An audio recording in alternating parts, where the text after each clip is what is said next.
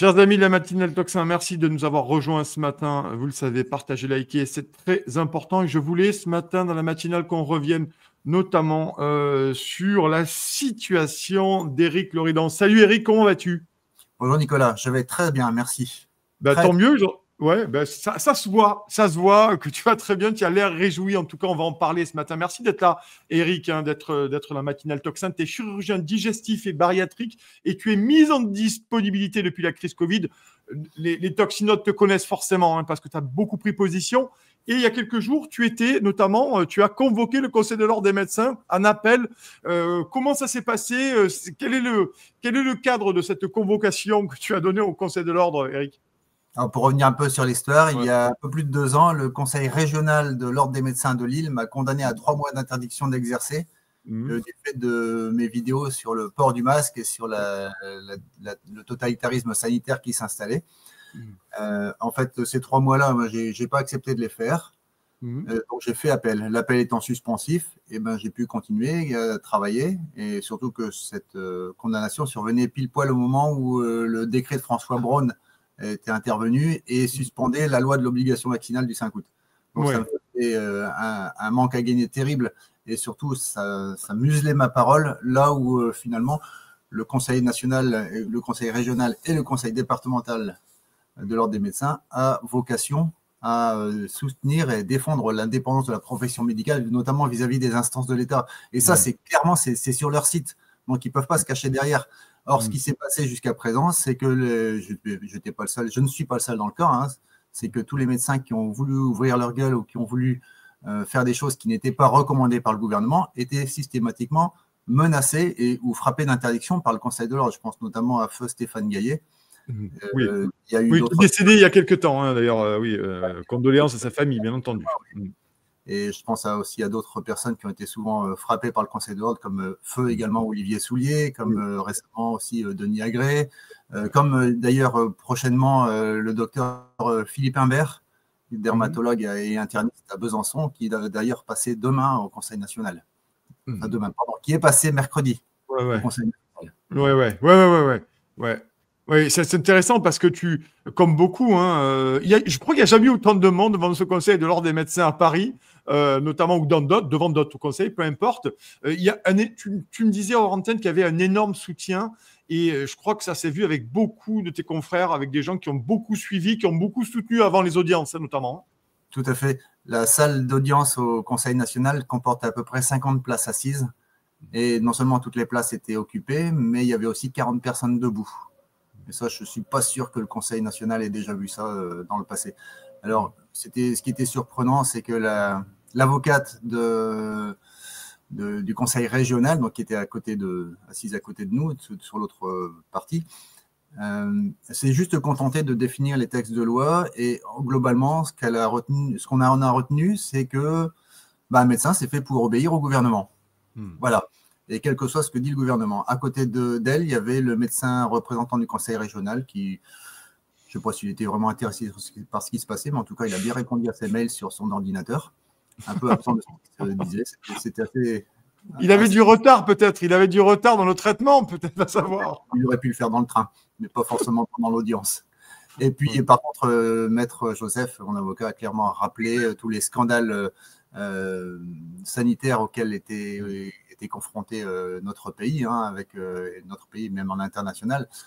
Il a tout rappelé avec l'affaire du sang contaminé, la thalidomide, le distilbène, le Vioxx, Mediator, etc. La seule question que j'ai eue, c'est est-ce que vous vous considérez comme un lanceur d'alerte et qui est-ce que vous avez prévenu pour ça? Alors, d'une part, je ne me considérais pas comme un lanceur d'alerte au départ, mais je pense que Irène Frachon, quand elle a poussé sa gueule contre le Mediator, elle ne se considérait pas non plus comme telle, et pourtant elle l'a fait. Donc, je ne vois pas pourquoi un médecin lambda comme moi n'aurait pas été en mesure de le faire également. Oui. C'est intéressant parce que finalement, c'est le genre de questions auxquelles tu as dû répondre, bien entendu, sur la question du lanceur d'alerte. J'ai répondu exactement ce que je viens de te dire là. Je ne me considère pas comme un lanceur d'alerte, mais s'il faut faire la demande maintenant, je vais la faire. Ouais. Et j'ai envie de dire, c'est la conscience professionnelle, voire personnelle, voire citoyenne, voire de la déontologie, peut-être. Non, c'est juste ça. C'est déjà beaucoup, tu me diras. Mais en matière de veille sanitaire, mais tous les médecins devraient se considérer comme des lanceurs d'alerte. Et c'était aussi ce qui s'était passé en 2009, pendant la crise de la grippe H1N1, c'est qu'il y avait des médecins qui se sont levés, qui ont dit non, c'est une bêtise, il n'y a pas de crise, attention à ce qu'on est en train de faire. Mais Nicolas, tu sais, tout était prêt en 2009 pour faire la même chose que ce qu'on a vécu en 2019. Tout était prêt, sauf les esprits.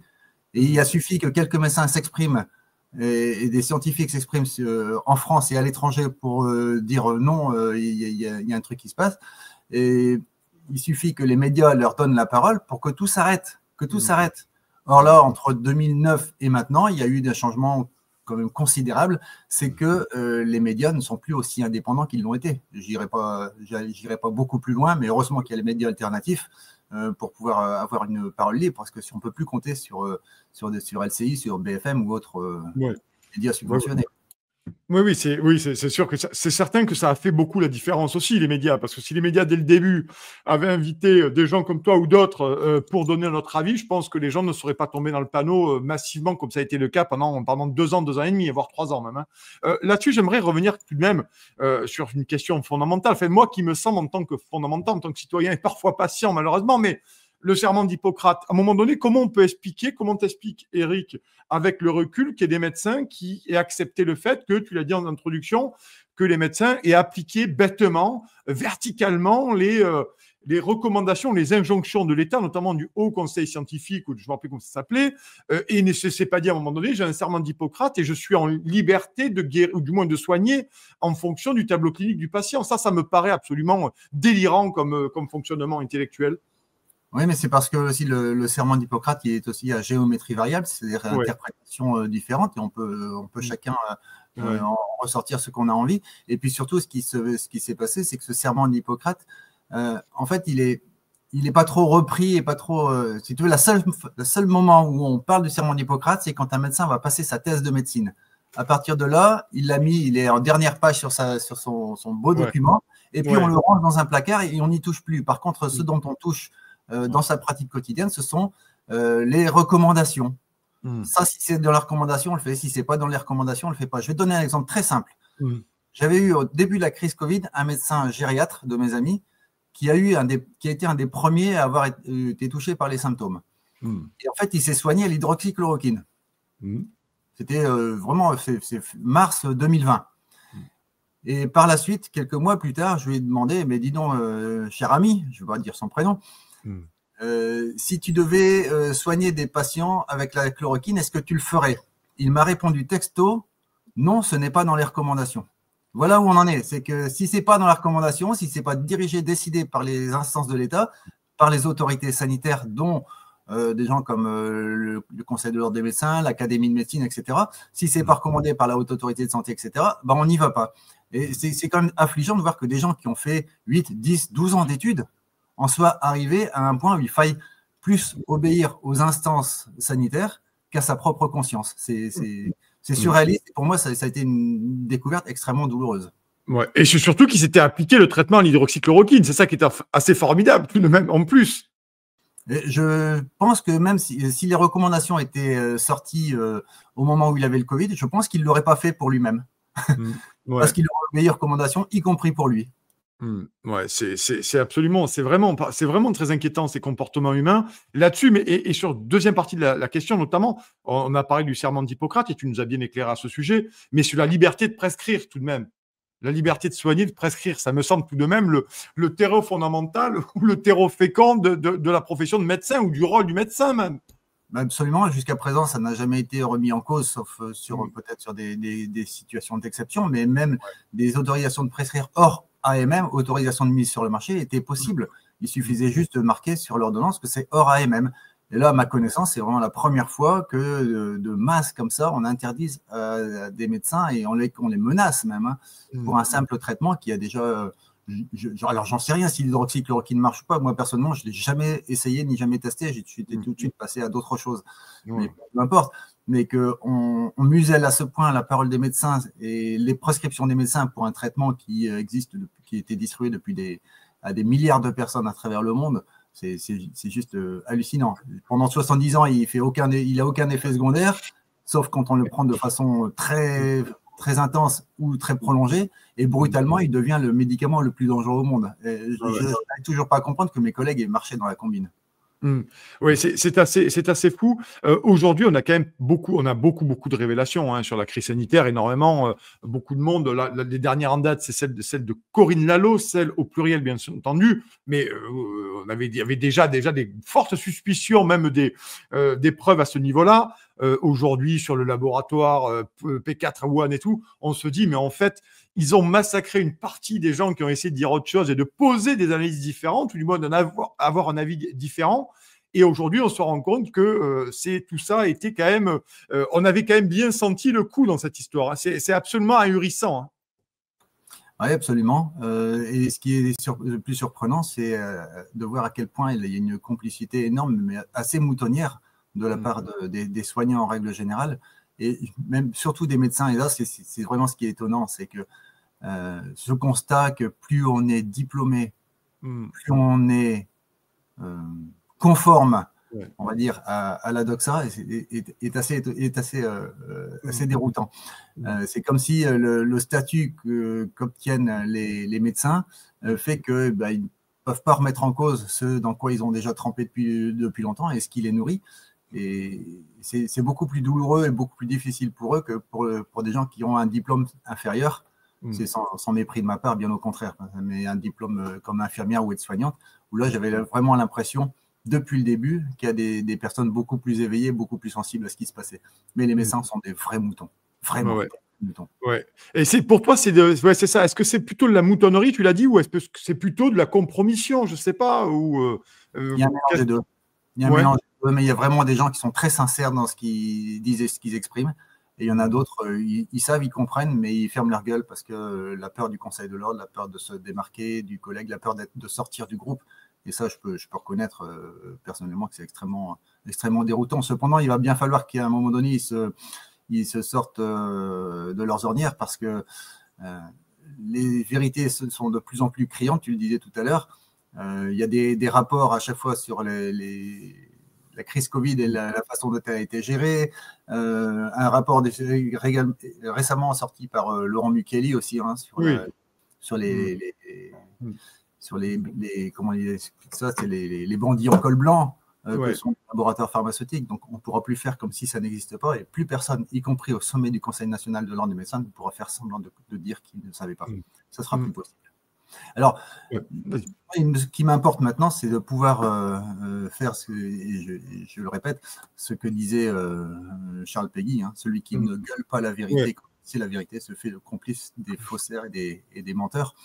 Et ceux qui vont devoir se réveiller, ils ont intérêt à le faire très vite parce que plus ils tardent, plus ça va être compliqué. C'est ce que Ariane Milland disait quand elle parlait du déni. Le déni, c'est une force psychique extrêmement puissante qui fait que les gens qui ont trempé dans ce genre d'affaires sont recroquevillés derrière.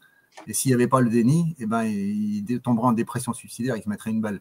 Donc ça va être très important aussi pour nous, médecins et citoyens avertis, de pouvoir les aider à s'en sortir et à se sortir de ce déni. Plus ils traîneront, plus ça va être compliqué.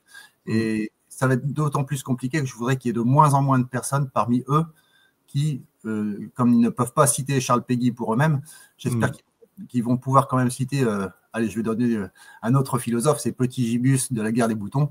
Eh ben, mon Dieu, si j'aurais su, j'aurais pas venu. Ouais, mais oui, non, mais c'est vrai que c'est intéressant. Mais il y a quand même des gens au niveau des citoyens. Je me permets sur mes dernières conférences pour la sortie de mon dernier livre, j'ai de plus en plus de gens qui ont compris. Et assez récemment, ça fait quelques semaines, qui se sont dit, en fait, j'ai fait la plus grosse erreur de ma vie. Par contre, ce sont des gens qui sont extrêmement déterminés aujourd'hui, très déterminés, parce qu'ils ont été trompés, parce qu'ils ont été floués. Et ça aussi, ça doit donner de l'espoir aussi que des citoyens soient en train d'ouvrir les yeux également. Tu vois ? Oui, et ça va être effectivement les plus, sans doute, et j'espère, les plus virulents dans leur réaction. C'est tous ceux qui ont compris dans quoi ils ont trempé et qui ont accepté de sortir du déni et pour lesquels on va pouvoir les aider à une sorte de démarche de réparation de ce qu'ils ont fait, de ce qui s'est passé. Je plains beaucoup tous les autres. Je me souviens aussi d'une phrase que disait Alexis Bugnolo, qui est un anthropologue de la santé et qui est aussi un moine capucin. Il disait que ça va être tellement difficile quand les gens vont se rendre compte de ce qu'ils ont fait ce qu'ils ont subi, qu'il risque d'y avoir un retournement de situation vis-à-vis des hommes politiques, des journalistes, des médecins qui ont vacciné, de tous les vaccinateurs. Et ils craignaient beaucoup, Dieu merci, ça n'est pas encore arrivé, j'espère que ça n'arrivera jamais, mais ils craignaient réellement un bain de sang. Ouais, en tout cas, c'est vrai que manifestement, on voit bien qu'il y a des effets secondaires très graves. Ils sont très lourds, mortels aussi, il faut le dire, hein, parce que le nier aujourd'hui, c'est quand même dingue de nier ça. Et on a encore des fact-checkers ou des articles de presse qui essaient de nous expliquer que ça n'a rien à voir, que c'est multimodal, que c'est causalité multiple. Enfin, on est quand même chez les fous. Là-dessus, j'aimerais quand même, il nous reste encore 5 minutes, Éric Loridan. Merci, Éric, d'être là. Je le rappelle pour ceux qui viennent de nous rejoindre, partagez, likez déjà. Merci beaucoup, Éric Loridan, docteur chirurgien digestif et bariatrique. Tu as été mis en dispo depuis la crise Covid et tu as fait appel. L'audience s'est tenue il y a quelques jours et tu attends le résultat de l'appel là-dessus. Quand même, est-ce que cette crise Covid, c'est une question de fond, est-ce que ça n'a pas entamé la crédibilité de la médecine également? Là aussi, sur la médecine, je parle la médecine responsable, la médecine qu'on fait de façon intéressante et qui est là pour soigner, qui est là pour soulager les patients. Est-ce que là aussi, il n'y a pas ce risque que la médecine ait été largement décrédibilisée dans son ensemble aujourd'hui, hein? Oui, mais pour moi, ce n'est pas un risque. Ça va être une sorte d'épuration. C'est-à-dire que ce qui est mis en cause, c'est ce qu'on appelle la médecine allopathique. Il faut savoir qu'il y a un siècle, un peu plus d'un siècle, la médecine qu'on dit allopathique, celle qu'on connaît habituellement, était mise au même niveau que d'autres médecines de type physiothérapie, de type homéopathie. Et c'est le rapport Flexner et ensuite la mainmise des grands financiers internationaux, que je ne citerai pas, sur les facultés de médecine aux États-Unis puis en Europe, qui ont fait que le reste a perdu de l'aile. Et la seule chose qui importe, c'est la médecine issue du monde pétrolier, c'est-à-dire les médicaments. Mais ça va être une sorte d'épuration maintenant. On va regarder ce qui est bon dans la médecine allopathique, parce qu'il y en a.